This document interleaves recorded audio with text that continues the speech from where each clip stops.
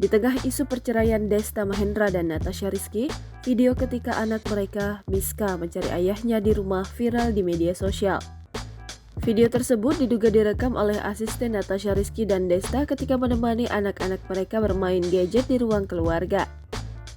Dalam video tersebut terlihat anak pertama dan terakhir Desta yakni Megumi dan Miguel sedang bermain gadget dengan kerabatnya.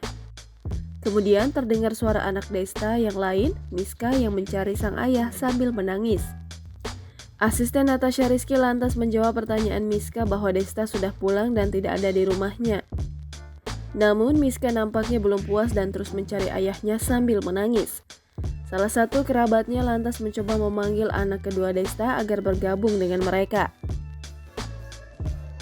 Udah aku mati.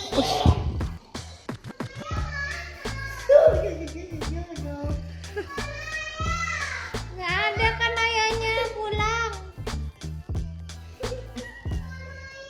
Nggak ada.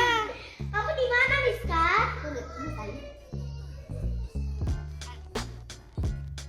Video Miska mencari sosok Desta di rumah sambil menangis ini membuat warganet ikut bersedih. Terlebih, video ini beredar setelah isu perceraiannya dengan Natasha Rizky beredar luas.